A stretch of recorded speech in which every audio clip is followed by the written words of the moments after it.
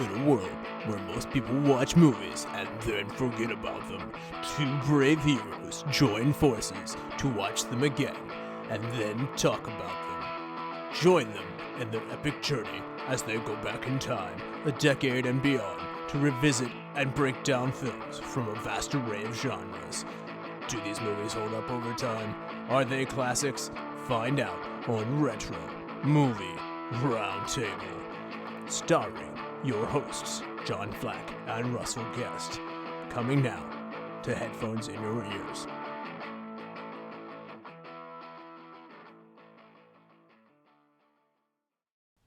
Welcome all you lords, ladies, and knights of the Retro Movie Roundtable. Welcome to where we watch movies and then talk about them, the Retro Movie Roundtable. I'm your host, Russell Guest, and I'm really sad to say it, but my good friend and co-host John Flack will not be joining us today. But, pretty good trade-off. His friend, my friend, and your friend now, Bryan Frye, will be here to co-pilot us on this episode of Retro Movie Roundtable. Bryan, how are you doing today? Doing well, man. You know what? I've got some more good news. Not only is Bryan here, but we have a great guest. So, from right here in Pittsburgh, Pennsylvania, and goes back to the college days of both Bryan and John, we've got Josh Evans with us. Josh, how you doing today? Doing great, man. Thanks for having me. It is a lot like undergrad in here today. I'm really digging it. That's my maturity level. So, before we get going today, I just wanted to get a feel for who Josh is and what kind of things that he's into movie-wise. What kind of movies do you like most, Josh? Well, I mean, I've listened to a few of your shows, and it seems like you have no shortage of guests that enjoy the horror sci-fi genre, and I guess I'm really no different. I have really loved horror movies growing up. But, equal opportunity. I like just about anything, but the good horror movies are as few and far between as they are, have what I've generally gravitated towards. Oh man, we could have used it in October, but we'll definitely be marking it around in October for next year for sure. You were in Israel though, so we couldn't get you that. That's right. That's why that happened. Yeah. So, what is your favorite female actress of all time, and why? I think that it has to be. I thought about this before I came in, but Charlize Theron. I'd never really considered that too much, but then thinking about her body of work and how different and how much range she has. Think back to Monster or the Mad Max, or I really was a fan of her work on Arrested Development. She's easy on the eyes as well, so that doesn't hurt. But yeah, I would say Charlize Theron. I recently watched Atomic Blonde, and it is one of the best movies I've seen. I haven't caught that one yet, actually. Oh my god, she's it tough is so good. Yeah. It's one of those like. I don't want to ruin anything for you. Just watch that movie. It's so good. So what is the best movie you've watched that you had to watch in school? That I had to watch in school? Well, let's see. I don't know if it would be the best, but probably the most memorable experience I had watching a movie with school was elementary school. We had a field trip, and you got the choice between two movies to see. One was a cartoon, and the other, for whatever reason, they decided it would be a good reason to bring a bunch of elementary school age students to see Junior with Arnold Schwarzenegger. Really? Do you remember that? Do you remember that movie? That's a really strange movie. He gets pregnant, and it was a PG-13 movie, and I was probably 4th or 5th grade, and I don't know how that happened, but I remember coming back, and my mom asked what we had seen, and I said, oh, the Terminator got pregnant. And she's like, what are you talking about? I was like, that's what we saw. So as far as memorable school movies, that probably has to be it. What did you learn today, Josh? I want to have a baby. Right, yeah. That's probably one of the most weird. That's why we asked that question. Right, yeah. I call movie day lazy teacher day, but I love it. You're right. What is the last movie you've seen, by the way? The last one I've seen was actually mentioning that I am a fan of the horror genre and just getting over Halloween here. I had a few on my list that I didn't get to prior to the holiday, but I watched this really good movie that had been on my radar for a while called The Green Room. I don't know if you guys... Oh, is that the one with Patrick Stewart? Yeah, where he's like King Nazi. It's a wild movie. I'm sure you guys may recall in my undergrad days, I had a couple of facial piercings and, kind of was into the whole punk rock heavy metal scene, which I am to an extent still. But that movie was dark and it was heavy. It was brooding. It was really violent, which I thought it was fantastic. And plus, Patrick Stewart in it, and he was awesome as well. Patrick Stewart seems to be like the guy who has like the most memes made off of him. Right, I don't know why that always happened. Captain Kirk memes seem to be. Yeah. But definitely good. The director, Jeremy Saulnier, I think I'm saying that right. He has another movie out on Netflix that I've been meaning to catch too, and the name is escaping me right now, but I know it has to do with wolves. And apparently it's along the same line as The Green Room, that it's really dark and brooding, and so I'm hoping to check that out. Is it the one where they send out like the National Geographic guy in to find like a girl they think was taken by wolves? Yeah, the guy that was the from Westworld, one of the main like engineer scientists from Westworld, I think was the right. character. Yeah. I read about this. It's on my queue right now. Great Thanksgiving watching. Yeah, exactly. That's right. Yeah, absolutely. I just wanted to jump in real quick. If anybody hasn't had a chance yet, and that's probably several people, the new Fantastic Beasts movie is just amazing. Like, just blew me away. Best Wizarding World movie so far. So you're saying that a lot of this negative press that we've been reading about out there is unwarranted and not fair. Absolutely. I could not have enjoyed that movie more. Jess and I saw it in IMAX, and it was fantastic. Well, that's encouraging. I've been ready to go to it because everybody said Solo sucked or Last Jedi sucked, but I like both of those too. Right. So you probably know whether you're going to have a good time or not before you go in. So today we're going to do the Neverending Story. This movie comes out in 1984. So it grossed $20.1 million. It was placed at 54th in the box office that year. Doesn't sound real high, but considering this came from a European studio, that's pretty impressive. And placing behind the movie Hot Dog the Movie. And placing ahead of Unfaithfully Yours.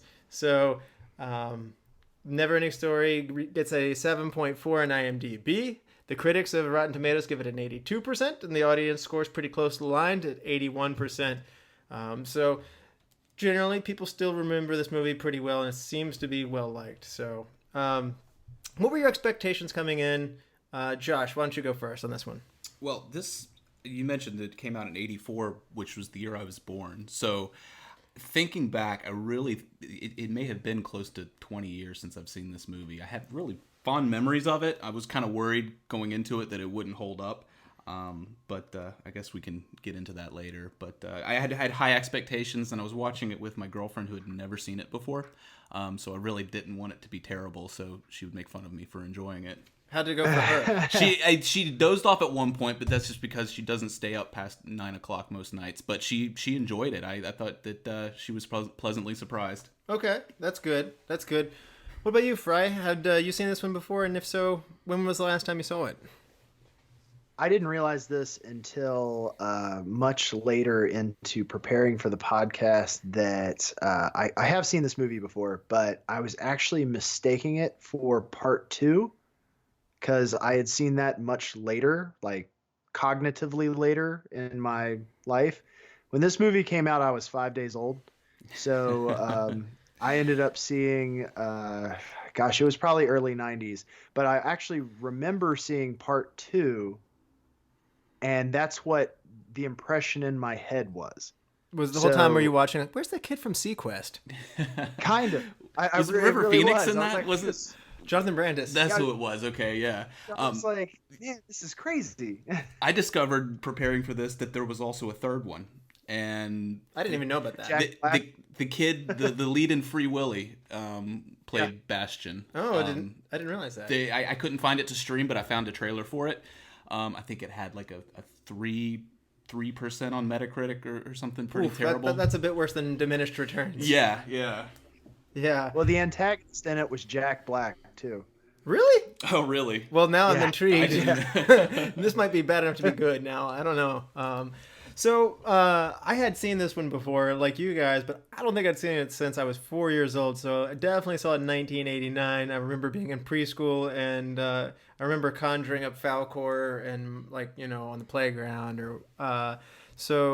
I definitely saw it, definitely loved it, but for whatever reason, it wasn't on TV. It didn't hit me again. I got all the way up until now without seeing it. So when the option to watch this one again came up, I cautiously picked this one, and we said we got to move forward and look into this one. So I was excited to come back to it. So this is the part of the show where I got to remind everybody, though, in order to really talk about this, we're gonna spoil it. So if you've seen it, it's okay. If you haven't seen it, you probably want to stop the podcast, go back and watch it. And even if you haven't seen it in a long time, that's okay. We'll help refresh your memory. So we'll be back after these messages, and we'll proceed. It's your 44th president, Barack Obama. Now that I'm no longer president, I enjoy watching movies, listening to podcasts occasionally, while having a drink with one of those little tiny yellow umbrellas in it. Michelle turned me on to one of her favorite podcasts, the Retro Movie Roundtable. I love it too. I'm here today to tell you this great podcast needs our help. We need to come together and go to iTunes, Stitcher, Spotify, wherever you get your podcast, and give a rating and review. Then after that, give it maybe one of those thumbs up on Facebook. If you want, you can even send an email to retromovieroundtable@yahoo.com. America, with your participation, we can take this great podcast to new heights we never thought possible. Can we build the show that I love a better tomorrow? Yes, we can. I'm Barack Obama. I endorse this message. All right. Wow, I didn't know you guys had prominent politicians and former presidents listening to your podcast here. That's pretty impressive. It's true. I asked him if he wanted to come on. He said he didn't want to do that, but he did want to give us an endorsement. So well, nice. It's good to hear. He sounds like he's doing well. Yeah, he is. He is. He's happy to not be thinking about that. Right. He's trying to not think about what's happening right now. So right. The Retro Movie Roundtable is a good distraction. It's an escape for him. That's right. Yeah. So anyway, we want to get into the refresher memory. If you haven't seen this in a long time, if you're like the three of us, we hadn't seen this in a long time. But Josh, why don't you give us a plot summary here? Sure. So as he mentioned, there's some major spoilers here. But this movie starts with Bastian Balthazar Bucks, a shy, book-loving loner who's dealing with the recent death of his mother, and he's also being harassed by bullies at school. His father, while trying to address his recent troubles in school, implores him to keep his feet on the ground and rooted in reality to help him deal with his mother's death. On the way to school one day, Bastian is chased and thrown into a dumpster by his bullies. He gets out and continues to be chased until he hides out in a bookstore where he encounters a grumpy bookkeeper who, when asked about a particular book, The Neverending Story, advises strongly against Bastian reading it. Bastian takes the book and leaves a note promising to return it, and continues on to school where he finds he's already late for a test.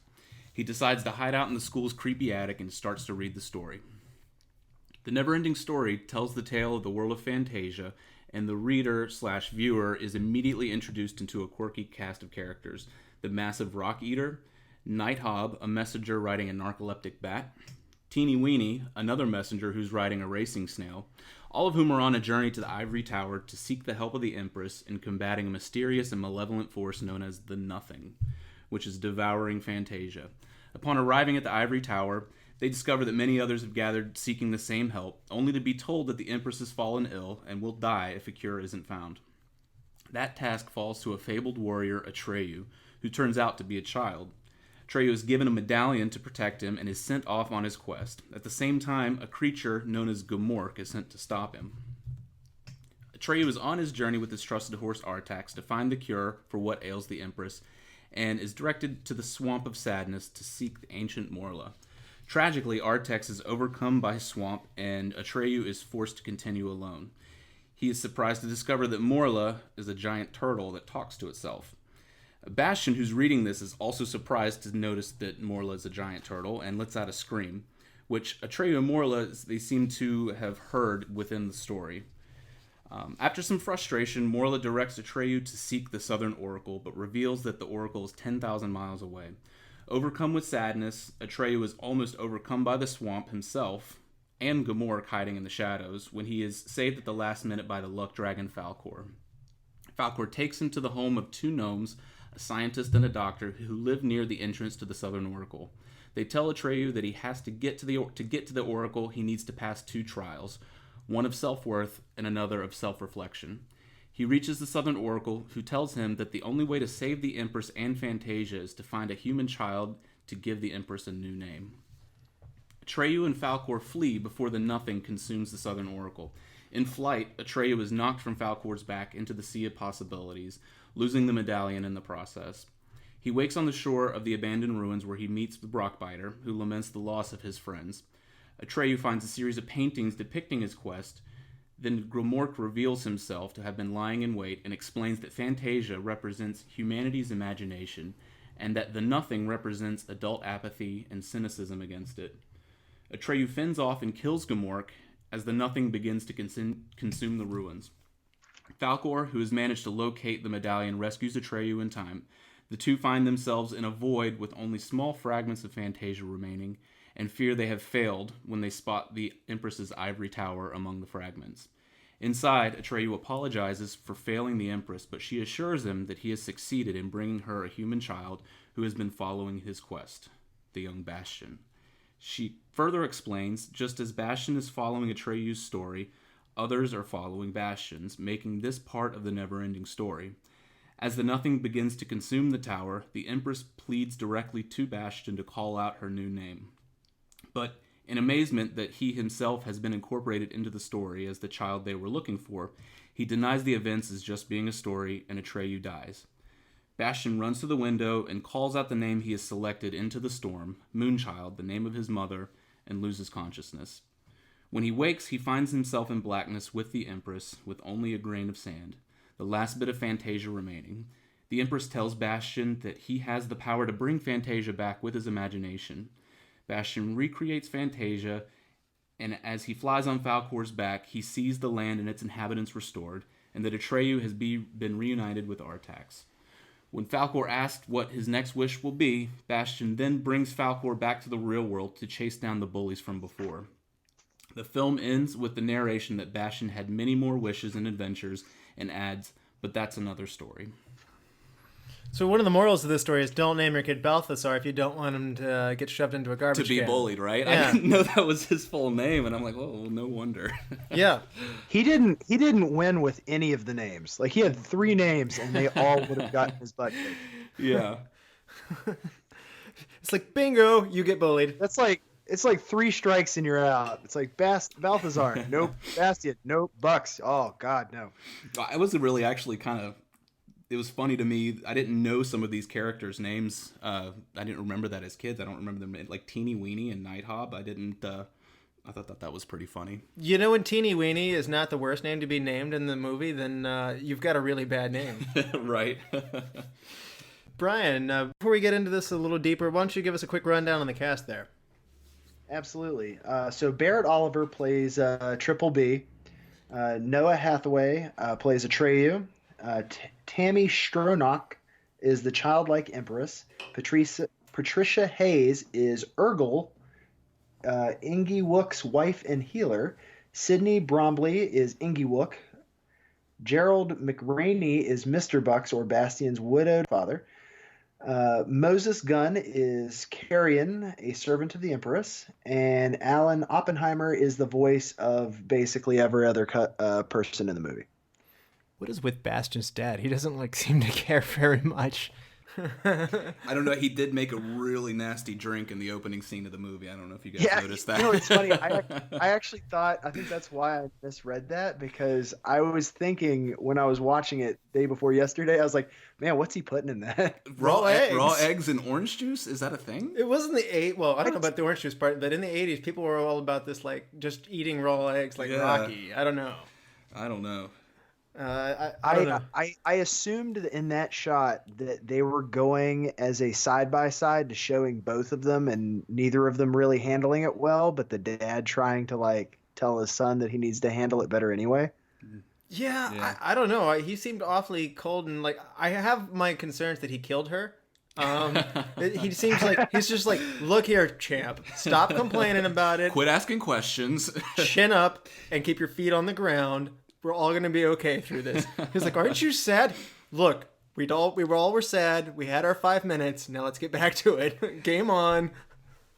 I was also I was kind of surprised to notice I knew Teeny Weeny looked familiar when I saw him. Guy's name is Deep Roy, and he was the Oompa Loompas in the new Willy Wonka movie. Yep, he was all of the Oompa Loompas. He has a way of popping up into Tim Burton things in general. I think he's in Sweeney Todd as well. Yeah. I kept thinking the dad was Coach. Really? Okay.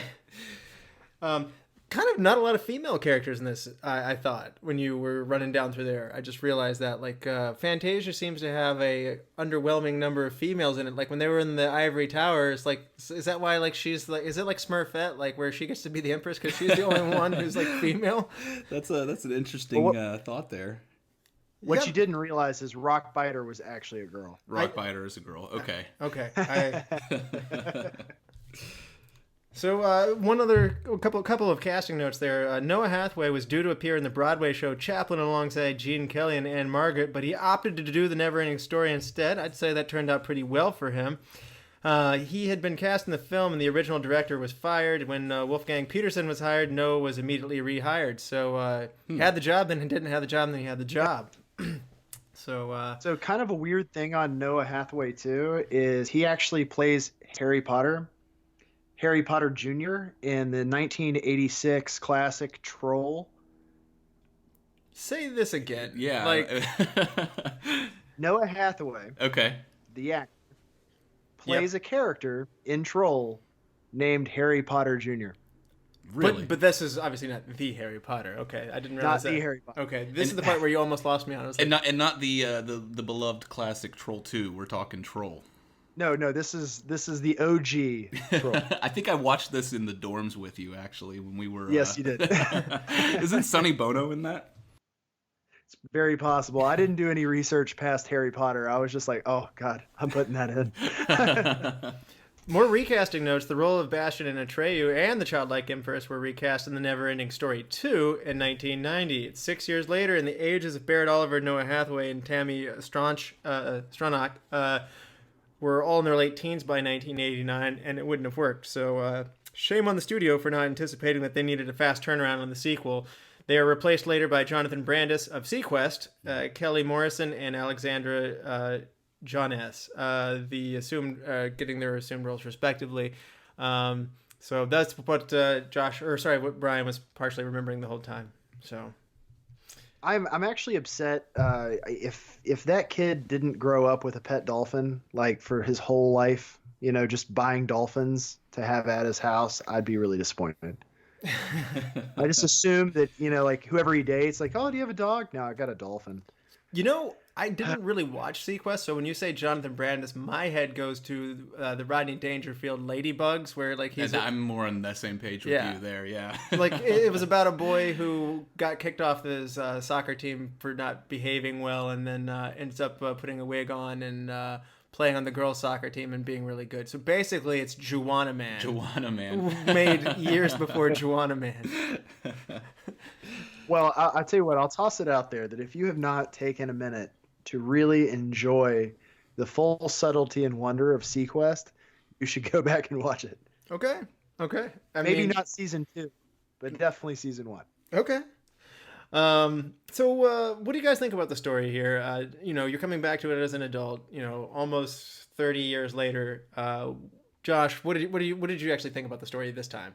I mean, did it maybe lose a little bit of the wonderment that it had as a child? Maybe, but I was a little surprised at how watchable it still was for me. I was worried that it was going to be coming out in '84. Like, again, I don't think I've seen it in maybe 20 years. I thought that it was still very watchable and enjoyable, which was a pleasant surprise.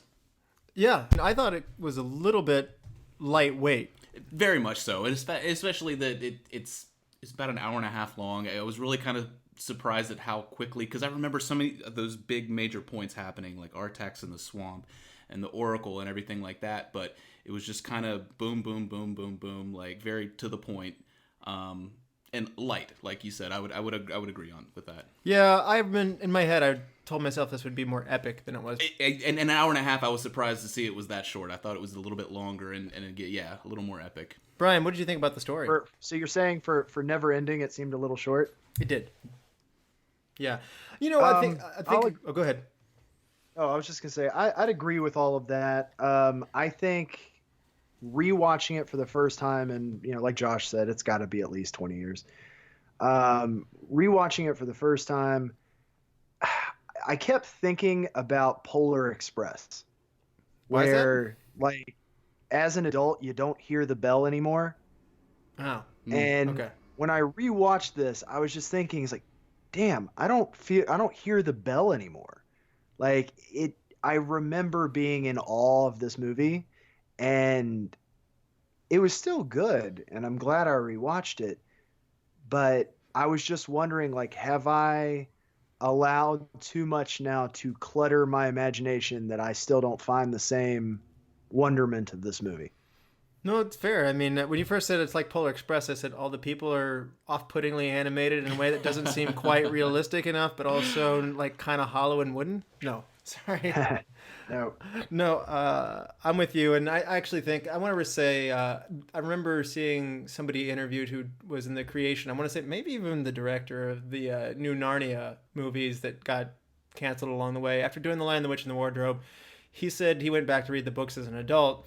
And which I don't think this is fair because those books do hold up pretty well. But he said when he came back to the content, it felt like a returning to the room that seemed like it was a giant hall when you were a child, and you're just mesmerized how big this room is. And you go away for a long time and you come back and it's no longer a big room at all. And I won't go as far to say it's that, but I mean, the feeling. Sure, certainly. Definitely. I think that's fair. Yeah. Absolutely.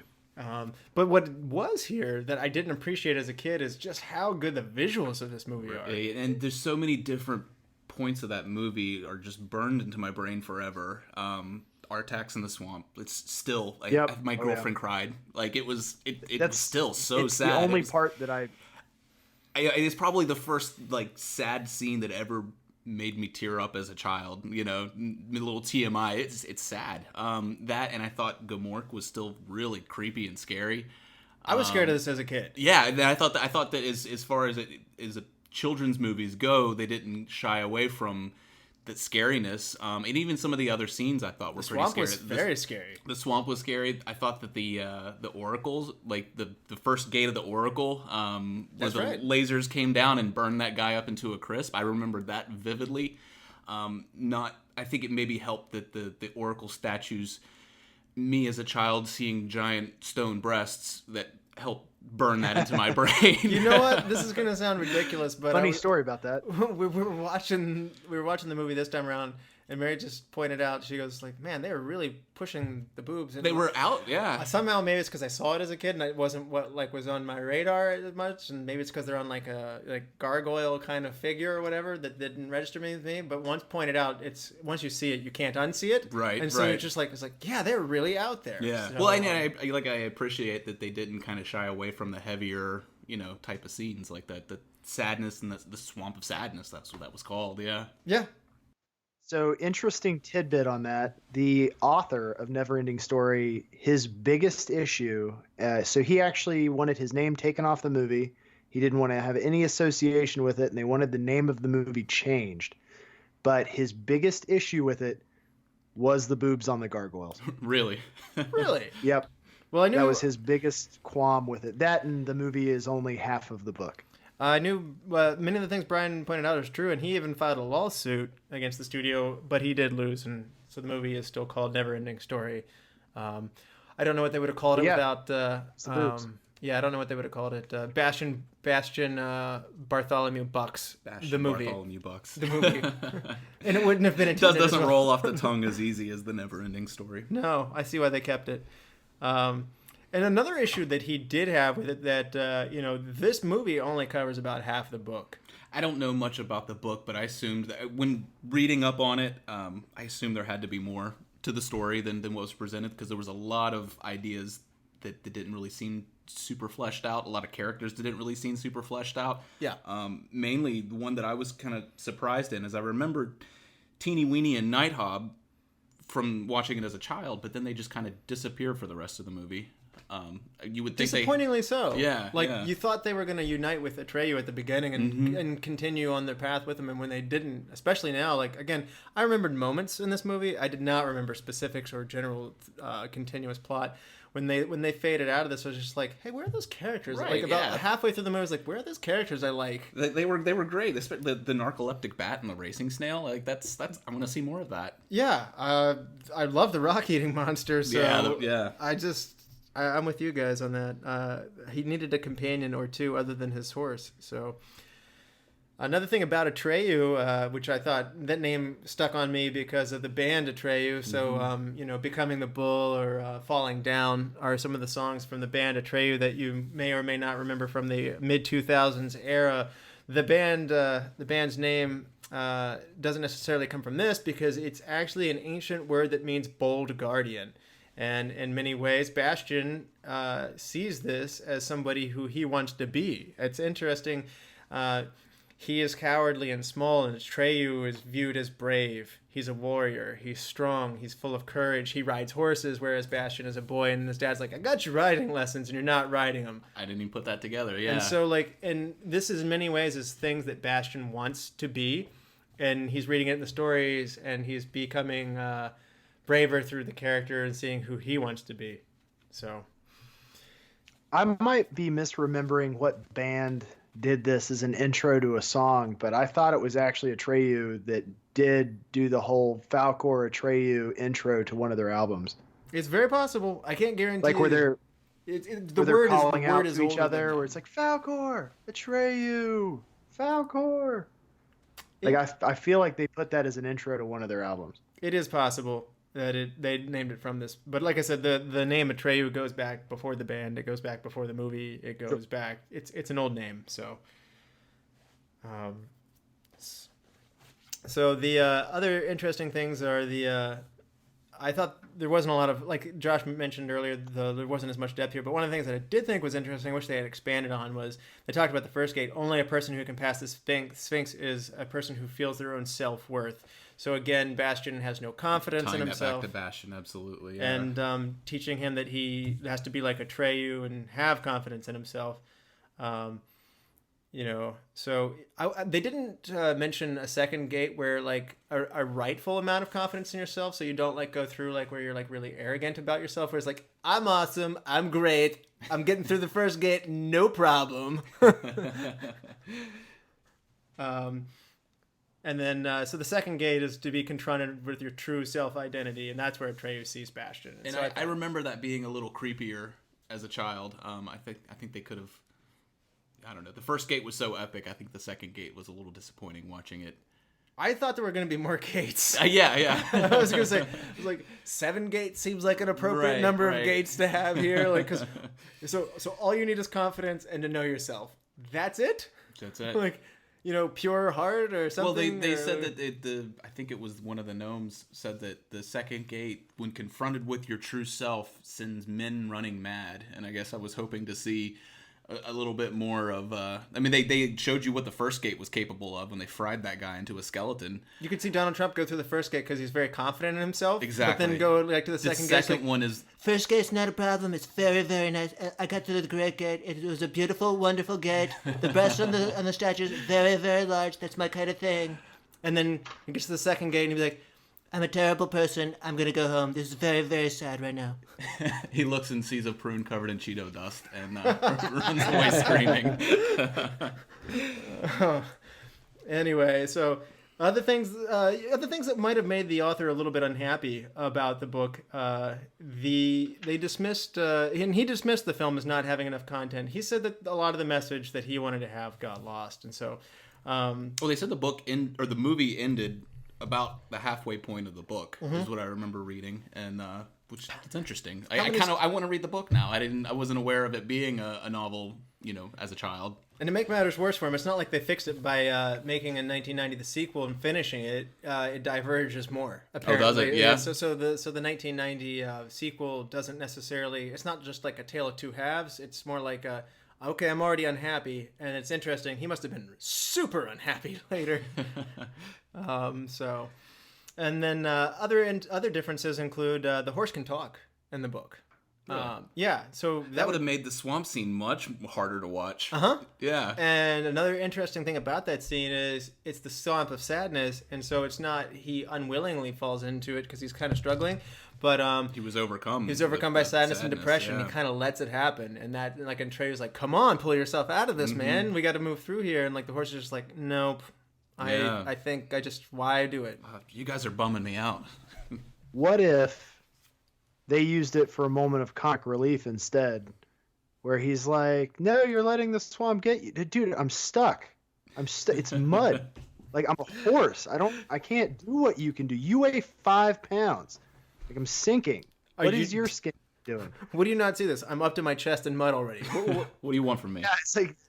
Yeah, it's like I'm a horse, man. You're a 5-pound child." I'm picturing BoJack Horseman's voice when you're saying this, yeah. And that turns into a whole completely different thing. I could really use a luck dragon about now to pull me out of the swamp. It's like, luck dragon doesn't come for a horse. You'll go for the kid who has to talk to a turtle, but you're not going to come for the horse. Thanks. I'm surprised the luck dragon was one of the things that I remember the most too. Like you don't remember a lot of these characters' names, but everyone remembers Falcor. Like that's such a memorable character and a memorable name. They make Falcor more friendly in the book, in the movie too, because in the book he's more just a straight up dragon. Yeah. In this case, he's a strange combination between a smiling man with a mustache, a dog, and a dragon.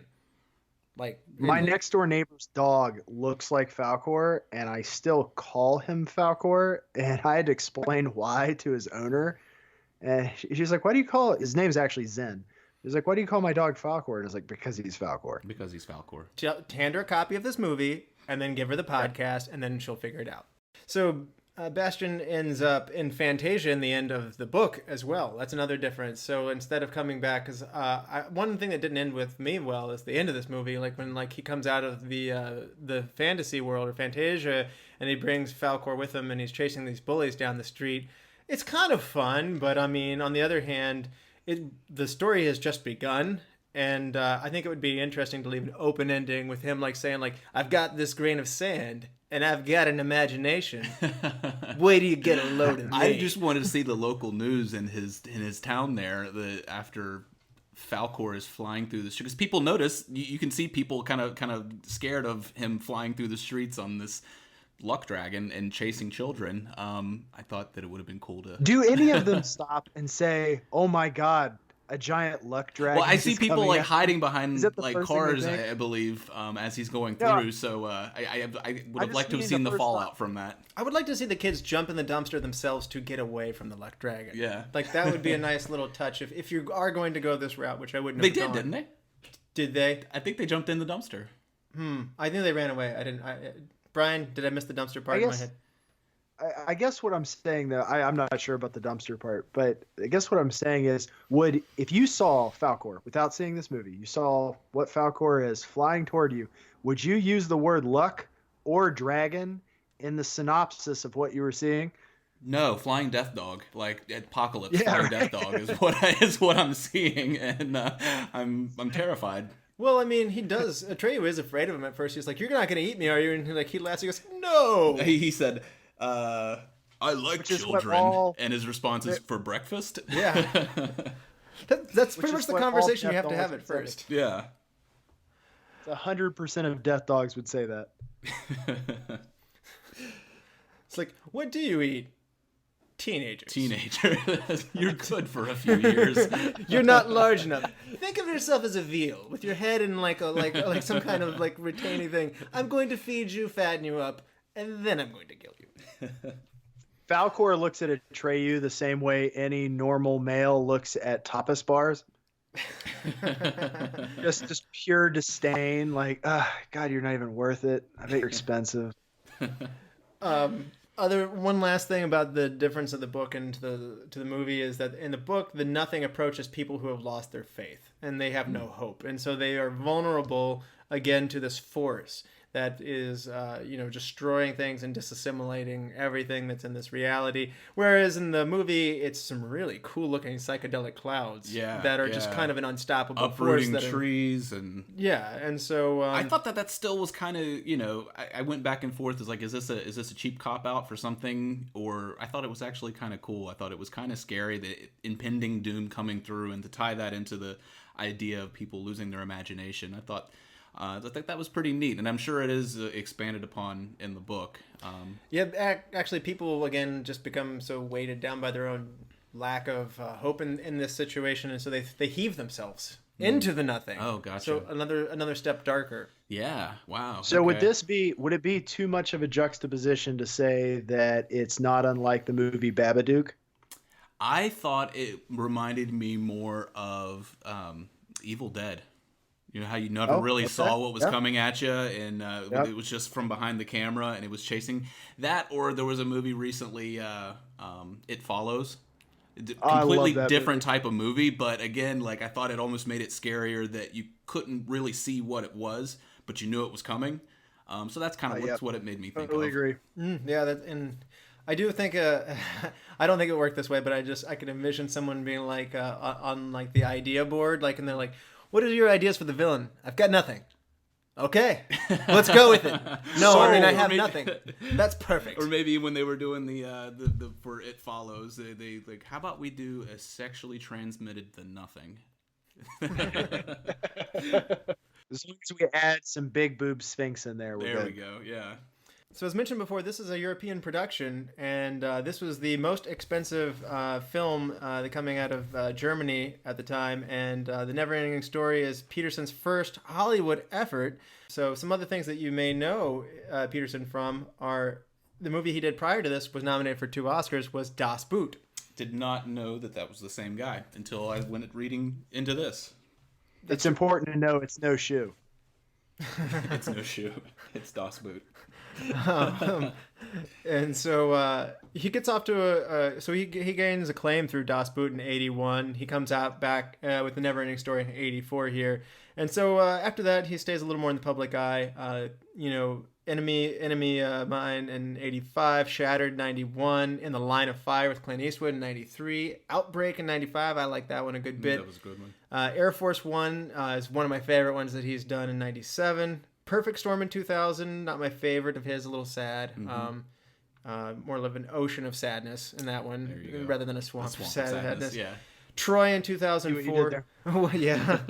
Troy in 2004 and Poseidon in 2006. So, did anybody else really, really not like Troy?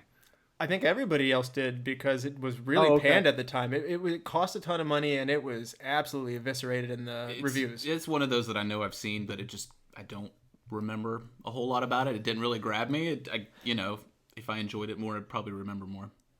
I put Troy in the same realm as Alexander. Like, I really wish I could have that time back. Wow. I don't think I think I'm probably getting both of those 2 movies confused because I think that they're both fairly forgettable. Man, Alexander's another level bad for me. Yeah. I don't know. Yeah. Oh God, it was. I saw it as a midnight showing with my stepdad in Indianapolis. We didn't get out of the theater until like 4 a.m.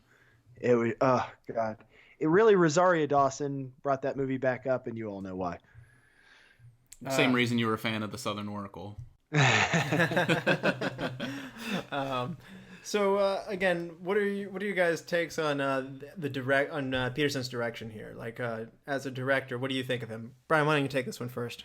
I mean, Das Boot was phenomenal. I really can't say enough good things about that. Which ironically is weird because I love submarine movies and my wife hates them. Like, I have to watch Hunt for Red October at 2:00 in the morning after she's gone to bed. But absolutely love Das Boot. Outbreak was phenomenal. In the Line of Fire was probably the first movie I ever saw with John Malkovich in it, and that was a whole doorway leading to wonderful things. Oddly enough, Air Force One I really enjoyed, but now I can't read the title without thinking about Nellie. That's unfortunate, man. Yeah. It's a good movie on its own. Right, yeah, like I said, I like it. I'm a big Gary Oldman fan. Perfect Storm. I remember seeing that in theaters, and yeah, you're right. It's like a super downer, but at the same time, gosh, I really enjoyed that movie. Okay. So no, I'd say overall he wins far more than he loses. So you've seen a lot of them. Are there any trends that you can see that tie his work together? Because a lot of these are very different types of effort. Very different types of movies. I was very surprised to see that because I wasn't aware that he did this movie and all of those other types of very different kind of movies. That's why I was going to say. I think he's a talented director that he can do a lot of these different things. Yeah, it's a credit to him because you can't say, "Oh, this is a him movie." You know what I mean? Like he has range to where you can't say it's like Michael Bay. Like after you see a car explode and flip over the same way in 9 different movies, you're like, "Oh God, this is a Michael Bay movie." Yeah, I don't think there's anything you can just peg him with and say this is his thing. I know it's him. What was his most recent movie? Is he still alive? Do we know? Poseidon was 2000. Oh, okay. That 2006. wasn't that long ago. Okay. But I don't know that he's still active. I've got a different one. It says 4 Against the Bank. Oh, fine. 2016. Oh, that's quite a 10-year gap on that one. Yeah. Yeah, it's a German film. Okay, I might have left it out because I don't speak German, and I didn't. Thank you for translating Das Boot for me. Wir gegen die Bank. And I think I might have said that it I guess it was not Das Boot was nominated for 6 Academy Awards, 2 of which were the Best Director and Best Adapted Screenplay. So it was well liked. And so coming off of this, he had a huge financial success with this. So he's got a lot of cachet in order to make something Neverending Story. And this was a very expensive movie, and in the 80s you couldn't computerize any of this stuff. So I'd say it puts its money where its mouth is in terms of the world. Fantasia looks awesome. Right. And I do feel like some of these older movies having an actual animatronic puppet versus something computer generated, I don't know if I'm remembering it fondly or I'm tying that to maybe the Muppets or something, but I think for certain things it works a lot better for me. And I like to see that as opposed to some really crappy 80s special effects. Well, we're talking about the atmosphere here a little bit. Let's go into it. I think as you're talking about, the practical effects often pay high dividends because it is real stuff. I mean, even like Falcor's hair. I mean, that's real hair. He's a 60-foot long mechanical mechanism. And I had such an image of that still with I remember his scales. He's got almost like lizard-like scales, and I remembered seeing that as a child, and it stuck in my brain. So. Yeah, you don't have to pay a renderer to sit there and make sure the light reflects off the scales in a certain way. Sure. They built scales. And no, I mean, some of the dialogue may have not matched up great with the way their mouths were moving, which I know like in Gamork's big scene where before he tries to kill Atreyu, but it's still, I found it to still be effective. And... You don't know how luck dragons talk. But I loved the rock biter. I thought it was fantastic. He was such a sympathetic character when he's complaining and he's sad about losing his friends, and it was not having any tasty rocks to eat. It's really tasty, bumming my mind. And there's fine stone. Nom nom. So little bit of quartz. A little bit of quartz, yeah. I tried eating that this morning. I now have no teeth. It sounded so good when he talked it up, but now he did, I feel like he really misled me on this. It's a trap. So you can actually still go to Munich, by the way, and ride Falcor. I have added something to my bucket list just this second. Throw my fist up in the air like Bastion does at the end. Like, that'll be my Facebook profile picture forever. I don't know what studio it is, but it seems like an obvious amusement park idea as well to build your roller coaster cars like Falcor's body, and then put like a giant Falcor head on the front of it as he like zips you around Fantasia. But was there a lot of product placement, toy lines, or did they take advantage of the story? I don't recall playing with those toys at all. I would have been a kid and happy to buy some of these things. Yeah, I don't recall them being there. Yeah. They missed out on the merchandising. Yeah, but what you guys got to understand is 0 millennial heathens will understand what the car looks like. That's why it's up to us, the old millennials, to pass these movies on. Yeah, you're right. Yeah, there's two kinds of millennials out there, and Josh is right. Elder millennial. Elder millennials, yeah. There you go. Exennials, as sometimes people like to call them, the micro generation. Well, if you see, there's actually a really good stand-up on Netflix right now, and I'm going to mess up her first name, but it's Schlesinger's her last name, and she's Eliza like, "Come Schlesinger, gather around, yeah, she's good. Gather around and let me tell you about the landline." So this movie here was made, as I mentioned, in the Bavaria Studios in Munich, Germany, and other places that it are filmed in include Vancouver and Spain. The whole original, the opening scenes and stuff where he's in a town, that's Gastown in Vancouver. If you haven't been there, it's awesome.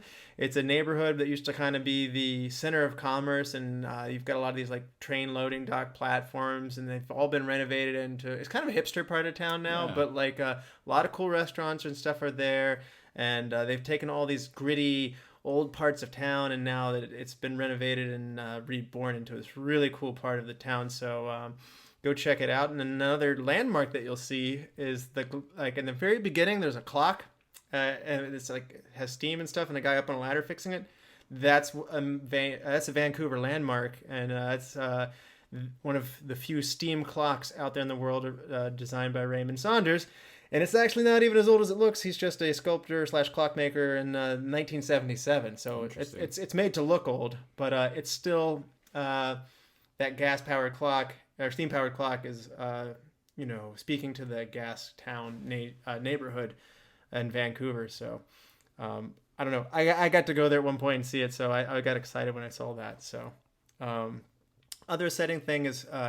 What is with this attic and this school? Did anybody else? It was the creepiest attic on the face of the planet, is what it was. Did you have an attic like this in your school? No, it actually reminds me of an attic we had at church. Really? I had a church attic. It sort of definitely like that, was haunted, and no one's cleaning it up because it's covered in cobwebs and there's skeletons. And I was going to say they must have the biggest Halloween celebration ever at that school because there were skeletons everywhere.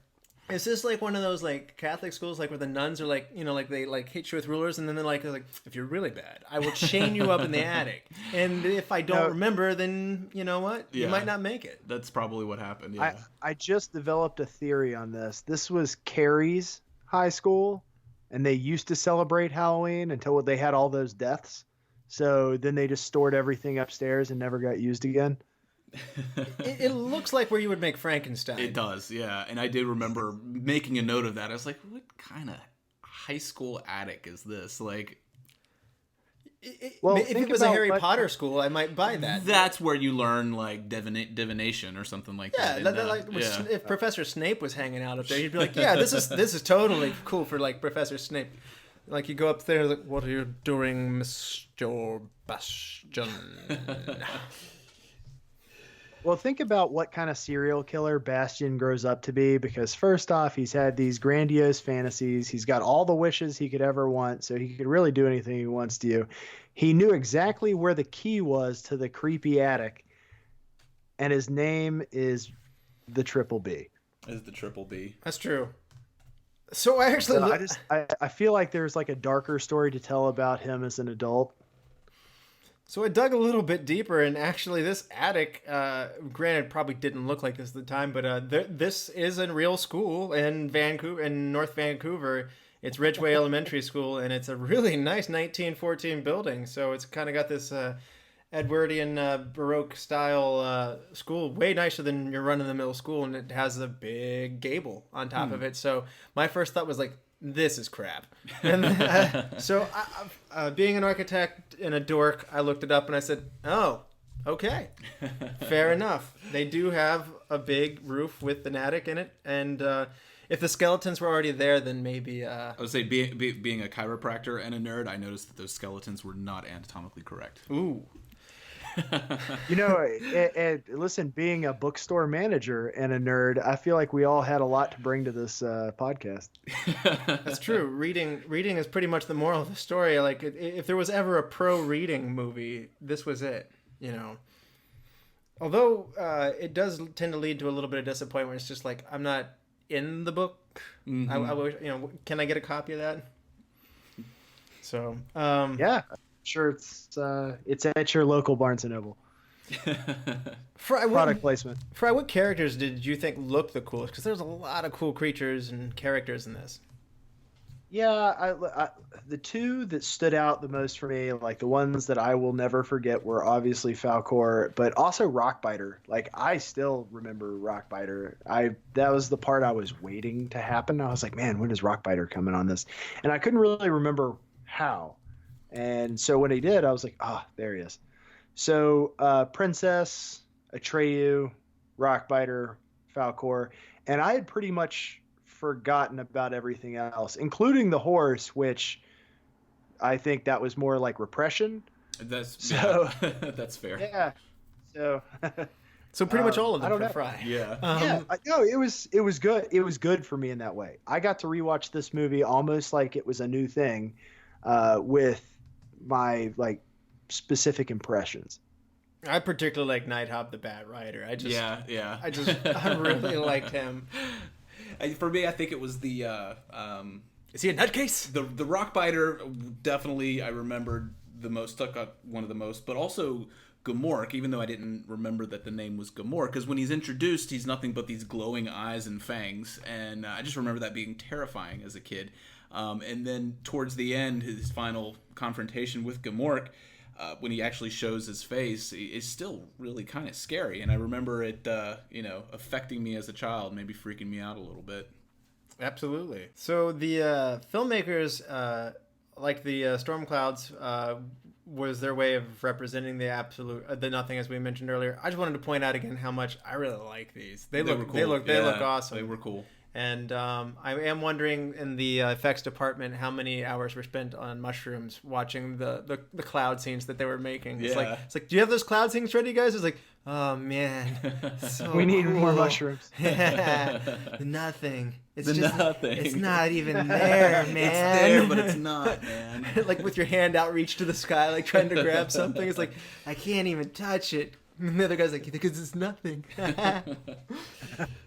Oh, we didn't point out Morla's the other one that I really love the look of. Like think the it's turtle. Yeah. Well, Shell Island is what he was looking for, and you come to find out Shell Island is the shell of the turtle, the shell of Morla. It's one of these. It's a very magical movie, and when you see this island, and then it turns and moves and rises out of the water, it is awesome. And again, remember, that's practical effects. Mm-hmm. I mean, you get to that, and I think it's an island. And being sneezed out of a tree is still pretty funny too. I will say the more like kept sneezing Atreyu over and over out of the tree. Yeah.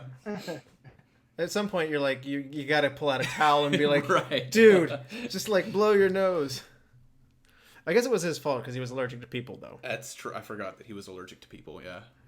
So another funny, interesting thing, though, is that this was like one of the hottest summers in record in Germany, and it caused the Ivory Tower to melt. Interesting. And yeah, they had a hard time keeping their studio properly cooled. And what was the Ivory Tower made of? That I can't find. I hope they didn't make it out of like not ivory. So some ice sculptor was like, it's perfect. What do you mean you're filming in July? It's made of chocolate. That's what it was made out of chocolate. So, Josh, what'd you think about the soundtrack on this one? The soundtrack to me is honestly like, I don't know if it's because it's good. I love it.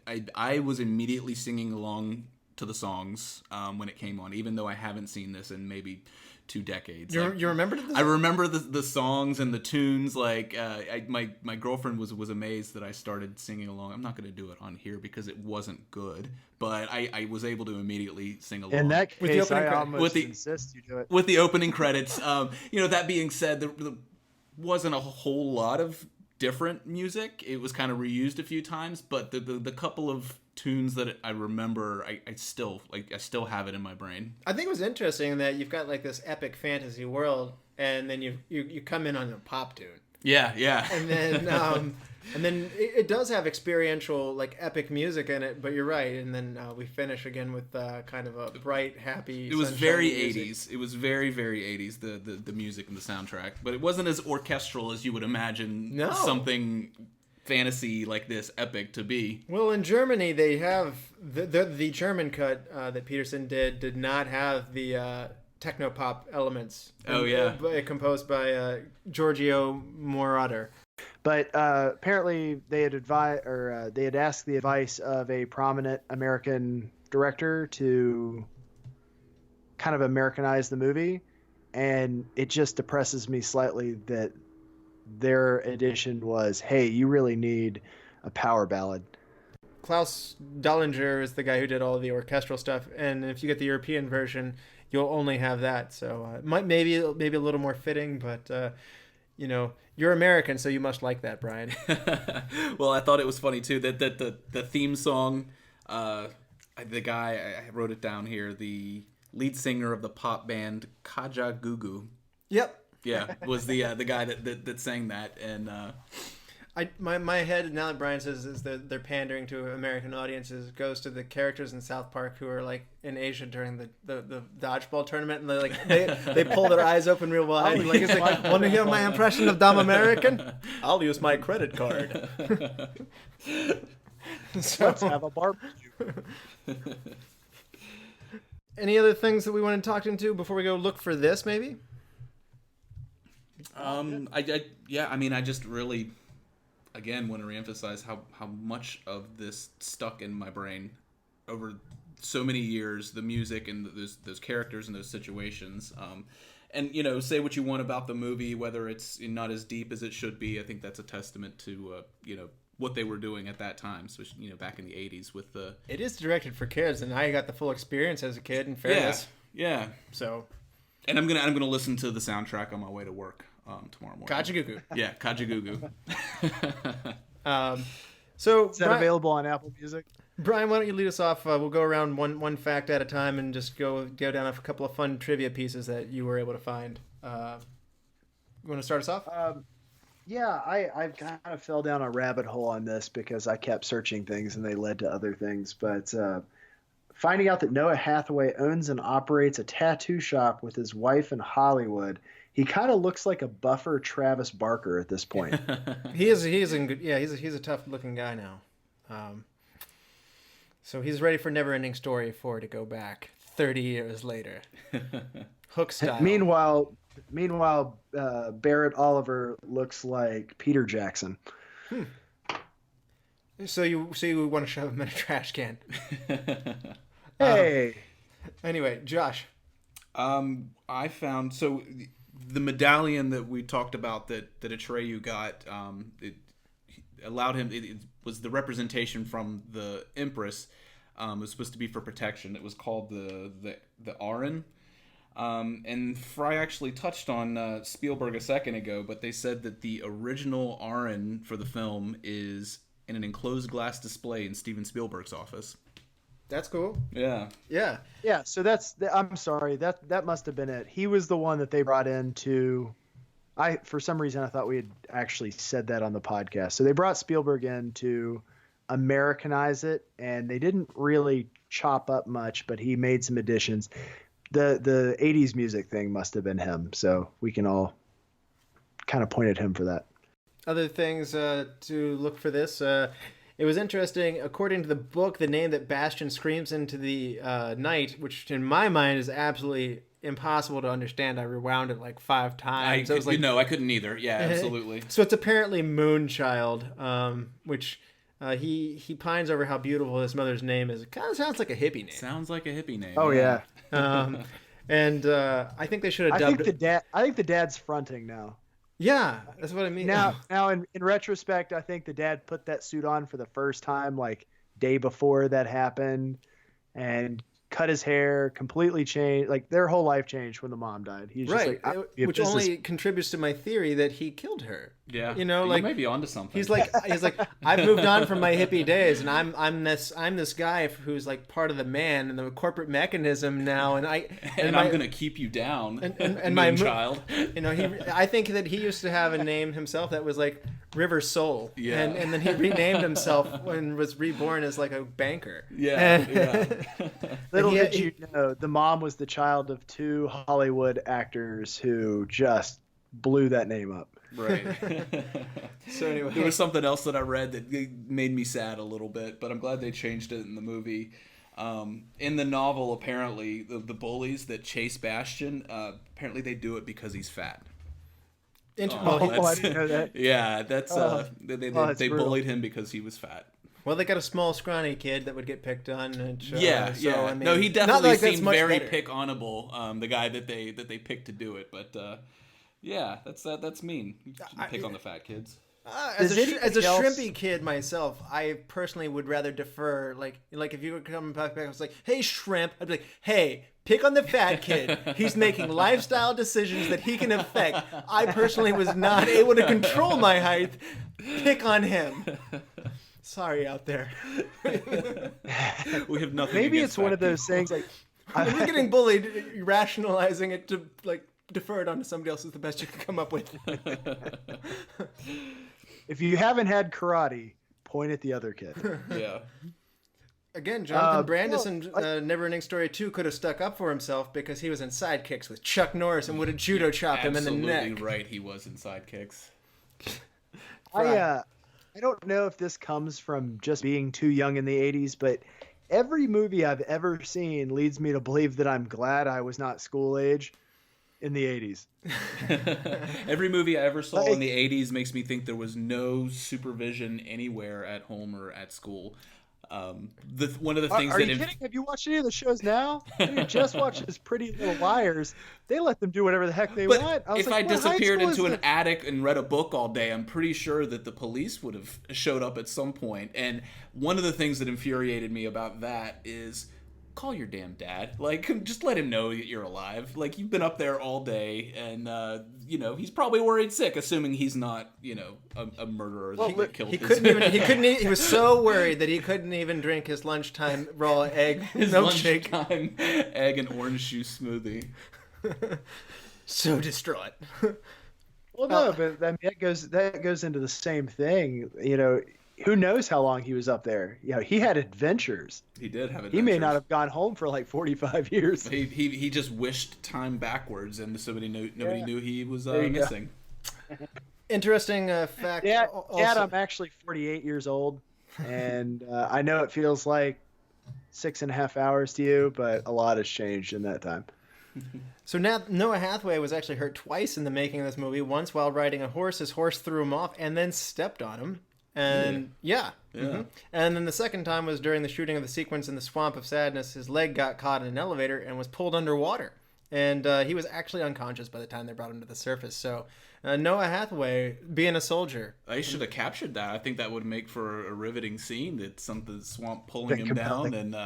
Yeah, which is why the horse got all worried. They're like, I'm not doing that. Or in the book, he was You're just like, coming "Yo, with me, Atreyu, kid. come on, You're get up." coming with me.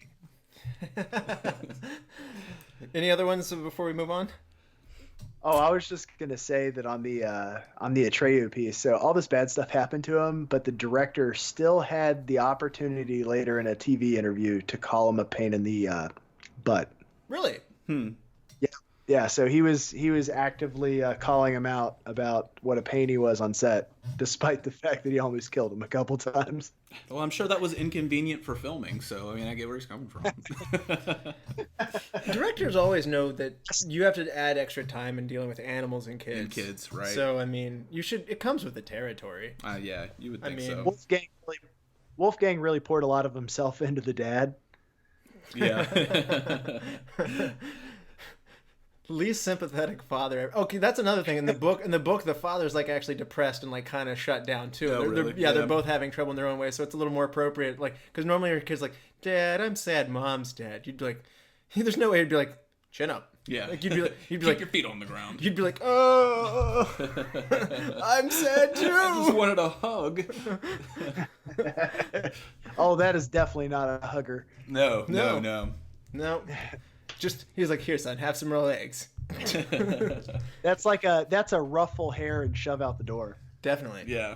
So, how did this movie affect you? Did it remind you of anything, Josh? Yeah, it did. It, like my childhood. It's probably, I would have guessed, one of the first movies I watched. I couldn't tell you the first time I watched this, but it coming out the year I was born. It just reminded me of my childhood again, like singing those songs to myself. Probably back then, like I have been the last week or so since watching it again.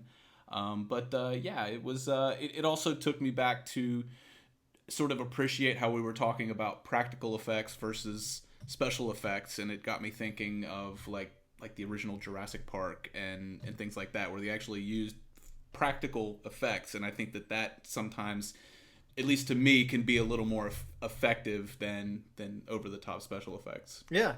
Is there any character that you remember reading about that you saw yourself or what you wanted to become in? Like, kind of every kid wanted to be Atreyu. He was a little badass. And so riding around as hunting the purple buffalo, like they said that was his job with his tribe or whoever he was with. Also a metaphor for drugs.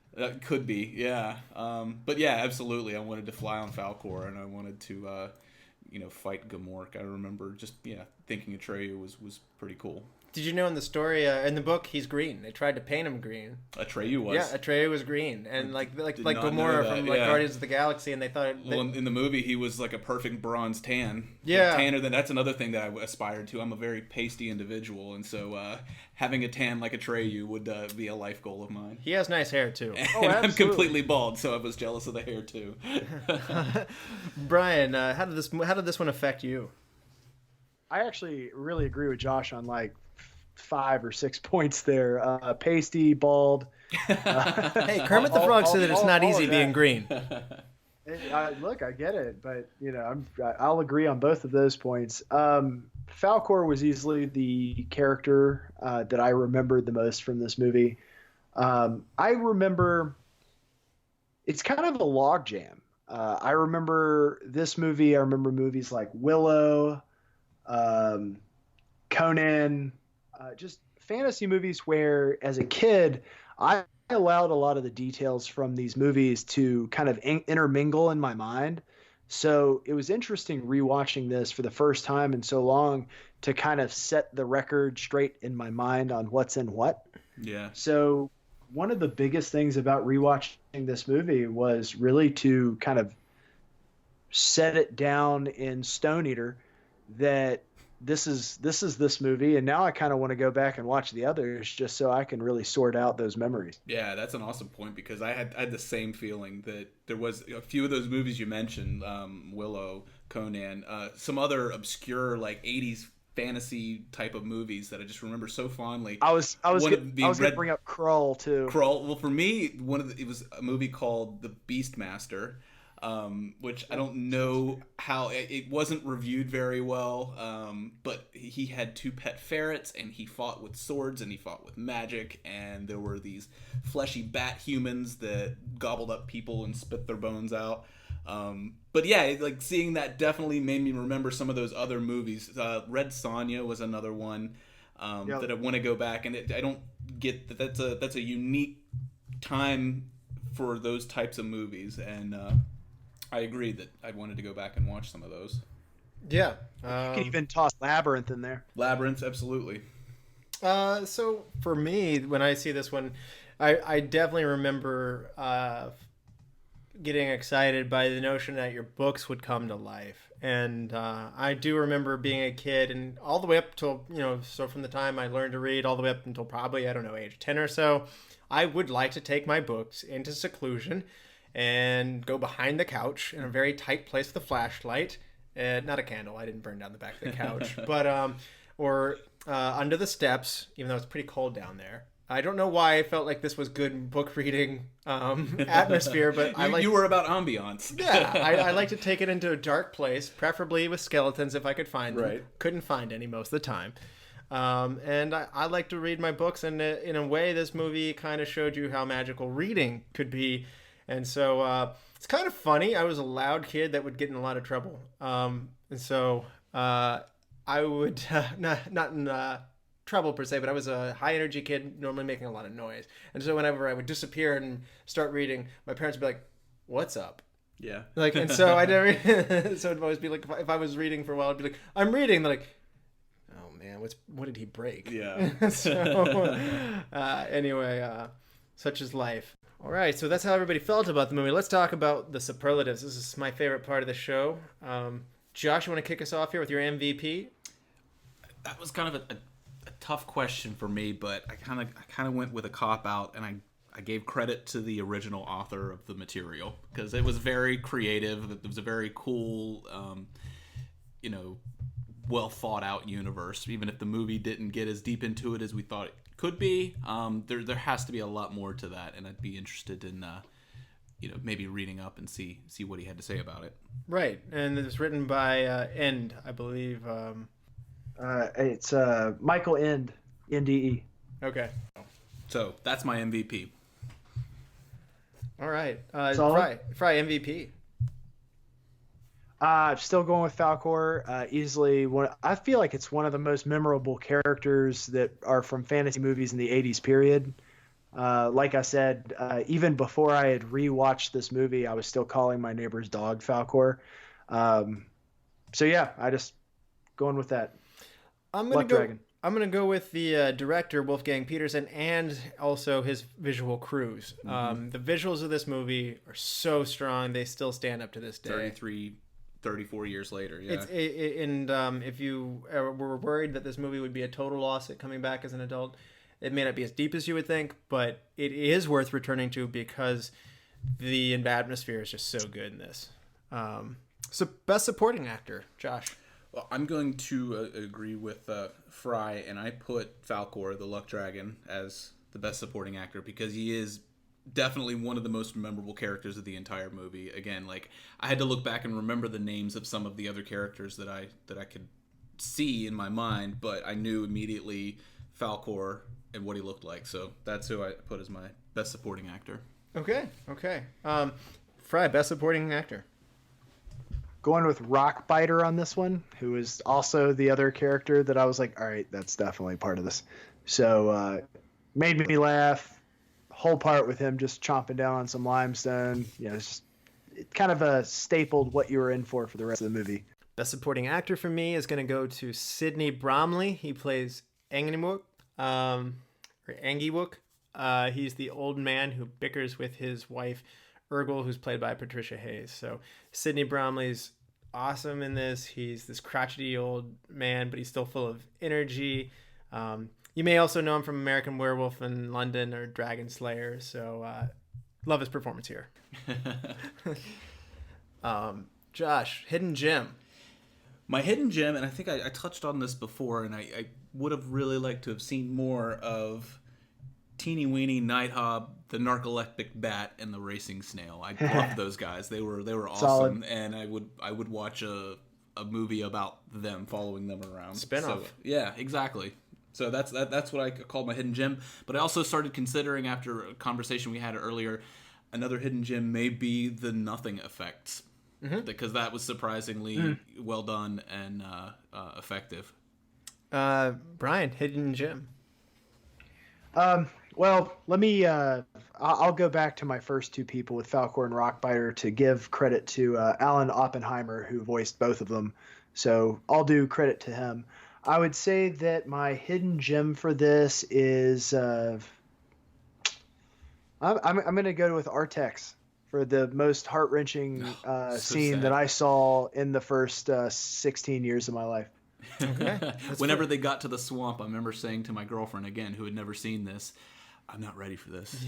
I'm not ready for this. She's like, what are you not ready for? I was like, Brace yourself. Just watch. I'm going to go to the kitchen and make a pizza. I'll be right back. I'm also going to go with the hidden gem, similar to Bryan's best supporting. Alan Oppenheimer does the voice of not only the Rockbiter, but also Falkor and Gamork and the narrator. So, I mean, he's all over this movie. The voice work in here is awesome. And even though his characters leave a big impact, he personally is kind of buried in the casting as voice work. And he brings a lot of life to this one. So that's my hidden gem. One of my favorites to ask. Just to add a little. Yeah. Oh, if I could add one other thing to that, this guy is still doing it. Like, he does voices for pop culture stuff now. He was in Fallout 4, the video game, Superman, Batman, Public Enemies, the movie 9. Like, he is still doing voice acting today on prominent featured stuff. Yeah. Mm-hmm. He is. And I'm glad. I love that. I love the movie 9. That's a cool movie. Josh, hidden gem. Or sorry, recast. Recast. So, not to take away anything from Alan Oppenheimer, kind of thought of this as if it were to be rebooted, what I would see in those roles. And so I came up with a couple. I'm pretty happy with these. So in the beginning, the cranky bookkeeper, where he steals the book, I could totally see a present day Jack Black playing. Oh, that'd be good. Yeah. I don't really like that. I feel like there's a role he could just nail. And the other, I had two more. The Rock Eater kind of remind me of Ron Perlman. So I thought that maybe I could see him cast as that. And then finally, as the voice of Gamork, Benedict Cumberbatch. You know what? I think Michael End wants to work with you and get this to happen. I think of Smaug and the Gamork. Yeah, so I guess, yeah. I think Michael End wants another crack at this. Yeah, if he's still alive. If he needs some consult, I'm available. So Bryan, recast. If you had to recast one player, who would it be? I actually went the same way Josh did on this. I went with what would a modern day telling of this look like, and I had Atreyu is MJ Anthony, who is in the new Jungle Book. Okay. Mm-hmm. I had the princess as Millie Bobby Brown from Stranger Things. Nice. I'm not sure on that one. No, I can see that. No? Yeah, I can see that. Bastian I had as Jack Dylan Grazer from It. He's also going to be the kid in the upcoming Shazam. And then I started thinking about comic relief for this, where if they just did a little bit more to make it, instead of being silly funny, being funny. And I was thinking Paul Giamatti is the Bat guy. Okay, I like that one. That's good. Yeah. That's my favorite one of those. I was thinking of Tom Segura as the Snail guy. Okay. And as the rock biter, I was thinking Stephen Wright, who plays the guy on the couch from Half Baked. My goodness, you've gone on quite. You've really taken this segment. And okay, any other ones before we move forward? No, that was it. I was just trying to think of how would they make this not super mainstream like the MTV one, but what would make this a compelling modern day story. Well, I did something a little different. I said if I had to replace one cast member who was the most in need of recasting, and I said Bastian's father. I didn't like how he portrayed the role. I didn't like. I mean, there's some things that an actor could easily reshape. And I looked at the time and thought, who would be a good guy to play this role? Roy Schneider. From Jaws and from Sequest again. Some more Sequest crossover. Sequest. Yeah, we need more Sequest in Fantasia. Well, his father was the guy's a reasonably well-known actor now, right? I definitely recognized his face. I didn't look into him a whole lot more, but I know I've seen him in other things. He just didn't do it for me. You're right. I agree with you completely. So you're the one that followed the rules correctly as far as this recast, and I agree 100% with you. And so he'd be coming off the movie Blue Thunder, and after the movie 2010, the year we made contact. So it'd be a good place in the year it would be good for his career. It would be good for the movie, and I think we would not be asking ourselves today if Roy Schneider had done this. Did he kill his wife? Best shot, or this means your best cinematic moment. What's the prettiest moment? For me, it was the first gate on the way to the Southern Oracle. You have those two giant griffin-like statues. Mm-hmm. He watches the fully armored knight go through and then get zapped. And I think that the whole setting of that, I do definitely remember. And I thought it was a really, really well-shot scene. Yeah, and I'm glad you pointed that out because I was racking my brain between two, and I'm glad I get to say the other one now. What about you, Bryan? Best shot? I'm going to go with Atreyu riding Falcor to the little floating island that still had the princess's temple on it. Yep. Okay, yeah. Mm-hmm. The Sea of Possibilities. I'm going to go with approaching the Ivory Tower. I really liked as the racing snail and the bat, the guys finding the bat are coming in, and we see the image of this mountain that's cut through and illuminated from the inside in this really wonderful environment. I mean, this is something as pretty as out of Lord of the Rings. It is really cool. And the Ivory Tower should be the most impressive thing in the land. That's where the Empress lives, and it delivers. So my best shot is going to go to the Ivory Tower. Although I'm definitely like the Sphinx. They're the first gate. The first gate, yeah. So, what is your best scene? This was tough, but it have to be the Artax in the Swamp of Sadness. It just the best. I don't know if the one that affected me the most, the one that I remembered the most. Like I said, I even warned my girlfriend when he got to the swamp. I was like, oh God, I'm not ready. So it looks great too. Yeah, it does. And she was like, wait, is the horse okay? The horse lives, right? She's like, we got to watch the credits to make sure that the horse actually wasn't hurt making this, because it was sinking into the mud up to its ears, like, essentially. So I assume the horse wasn't. The horse was okay. I did see that. Okay, so good. PETA people don't have to get upset yet. Yeah, but still, I mean, like. No luck dragons were hurt either. Good. but to have watched this at such a young age and have it like affect me like that, that was my best scene. Bryan, best scene. I'm gonna go with the struggle to find each other, where they did the Atreyu Falcor scene right before he's attacked. I just felt like that was like a gripping, like we've got to see this through. The perseverance piece.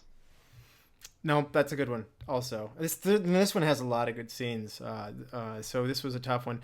I went with when Enmuk and his wife Urgel are fighting. I just love this bickering old couple as Atreyu comes across them, and this old couple just cracks me up. So, change one thing. If I had to change one thing, I thought a little bit of Bastian. I don't know if it was maybe the acting wasn't great. He was kind of very whiny, but the way he was saying certain things, I think that they could have been a little better. But then I also wrote, like, tell your dad where you are. Come on now. Like, we can go back to that. Your dad's dealing with the death of the mother, assuming he didn't kill the mother himself. But, it was like, the 80s. Just, I mean, parents don't disappear. He's just obviously worried about the kid. Like, freaking tell your dad where you are. Like, skip your test. But, yeah, I didn't like that. Bryan, change one thing. The dad still could have been dealing with the emotional angst of killing the wife. So he could have been dealing one way or the other. If I could change one thing, I would say there was a solid part toward the beginning where I wasn't sure where it was going upon rewatch. And I was like, I remember vaguely what the end of this is, but I wasn't sure how they were going to get there. And it really stemmed from Atreyu never getting together with what was, in my mind, supporting cast. So, like you all brought up earlier, with Snail Man, Teeny Weeny and Nighthawk, and yeah, you did kind of think that they were all going to meet up. When are they all hooking up? Yeah, Bryan's singing my song here. I know he's going. Yeah, I'm with you. I just didn't get it. I was like, wait a minute, why? I'm with you. I think Atreyu needs companions, and this might change one thing too. Atreyu needs companions on his journey, whether it starts off at the Ivory Tower where they say, who wants, like, it'd be nice if they do a Lord of the Rings style, like, who else will accompany our brave Atreyu? I with my narcoleptic bat. Yeah, and it was like, I've got a racing snail, I'll come along too. And so I would like that. I like limestone. Or you could do it the Wizard of Oz style, where, like, you start off on your journeys and you pick somebody up at the swamp. Right. And then you're like, I'm a scarecrow. I need to come join you. And then, like, as soon as you go a couple steps further, you're like, I'm a Tin Man. I also want to join you. Mm-hmm. And so you either got to go Lord of the Rings or Wizard of Oz. And this one, the whole, like, we can only have one hero thing didn't do it for me either. Best quote. All right. I want to read two. My best quote comes from the Rockbiter towards the end of the movie, where he does meet Atreyu. He's talking about how he's sad that he lost his friends. He lost Teeny Weeny. He lost Nighthawk. And he was disappointed in himself that he wasn't able to hold on to them as the nothing came through. So what he said, like, it was really so sad. He's looking down at his hands. And again, remember, this is a giant man made of rock. And he says, they look like big, good, strong hands, don't they? I always thought that's what they were. And that's just freaking heartbreaking. Yeah. Yeah. Yep. My honorary mention, going back to the gnomes, the husband and wife, when they were going up to overlook the gate, the husband looks at the wife and directs her towards the contraption and says, "To the winch." And that made me laugh. They're great. Yeah. Bryan, best quote. I'm going to go with Falcor when he said, having a luck dragon with you is the only way to go on a quest. Absolutely. Truer words have never been spoken. Right? I want one for my next quest. So I would say mine is from Atreyu. He says to Gork, as the world seems to be beginning to fall apart, he says, "If we're about to die anyway, I'd rather die fighting." There you go. Nice. And I like that determination from the character. Now comes time to let's rate the movie on a 5-star scale. Josh, what would you give The Neverending Story? I'm gonna give it a 4. I'm gonna give it a 4. I think it holds up well. I don't have children, but it's something that I feel like I would introduce to my children. Again, we talked about maybe it's a little shallower than it ought to be, but I enjoyed revisiting it. So. Would you champion a remake? Yeah, I'd be on board with that. Okay. Yeah. Room for improvement, though. For sure, absolutely. If done the correct way. Yeah. Yeah. No Justin Bieber's. No Justin Bieber's. You'll have to explain that when it comes to you.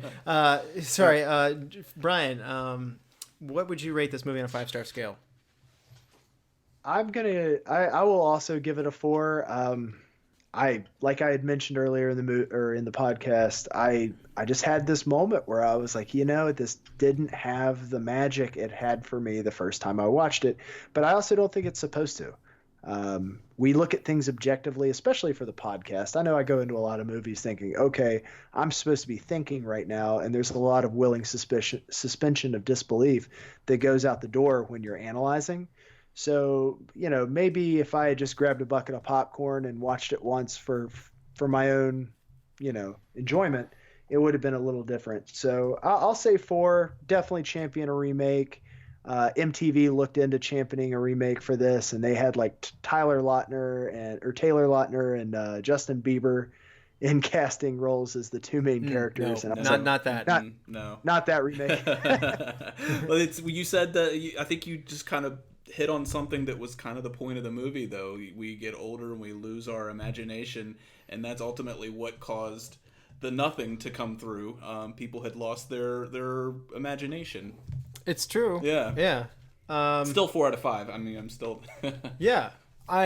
This is the first time we've done the show with this. So this is going to be a clean sweep. That's not true. Halloween we had a clean sweep of 5s across the board, but this is the first clean sweep of 4s anyway. And I'm also gonna go with 4. I thought the visuals are so good. The story's a little lightweight, as Josh mentioned, and I definitely do want to go back and see the sequel.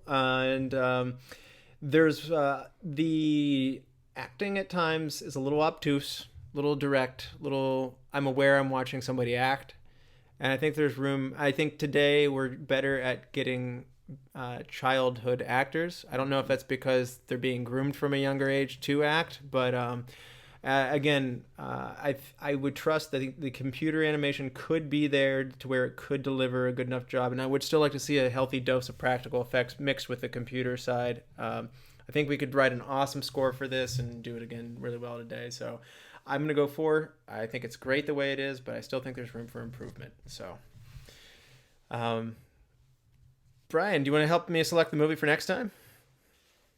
Absolutely. So I have for you 3 science fiction options that are going to feature a great soundtrack and also not be necessarily, they're not going to be action science fiction. They're going to be more of a thinking science fiction. So the option 1 is going to be Star Trek: The Original Motion Picture from 1979. When an alien spacecraft of enormous power is spotted approaching Earth, Admiral James T. Kirk resumes command of the overhauled USS Enterprise to order to intercept it. Option 2, 2001: A Space Odyssey from 1968. A space opera spanning the dawn of man and humanity to reaching to the stars. It's a story of the black monolith sparking humanity's evolution and the rise of the supercomputer. Option 3, Close Encounters of the Third Kind. Rob Neary, an electrical lineman, watches how his quiet, ordinary daily life turns upside down after a close encounter with a UFO. I've always been a Stanley Kubrick fan, so I will go with 2001: Space Odyssey. All right. Before we go, I do just want to remind everybody, please subscribe to us, share it with your movie-loving friends. We are available, and please give us reviews on iTunes, Spotify, Stitcher, Google Play. Please reach out to the show. You can reach us at retromovieroundtable@yahoo.com. We'd love to know what you think. Give us a like on Facebook. Every week we post the movie there, and we'd love to see what you think of the movie. Don't like our rating? Tell us what you would rate it. Let us know if you agree. Thank you, Josh, so much for coming in. First time My pleasure. guest. I had a lot of fun. Hopefully, you bring me back. This was a good time. Yeah, we would love to. And Bryan, thanks so much for covering for John. And this week you made it work for us. Thanks. Hey, no problem, man. Happy to be here. As always, thank you for listening. Be good to each other and watch more movies. Bryan? In the Stanley Kubrick 2001 Space Odyssey vein, I will quote Hal. I am putting myself to the fullest possible use, which is all I think any conscious entity can ever hope to do.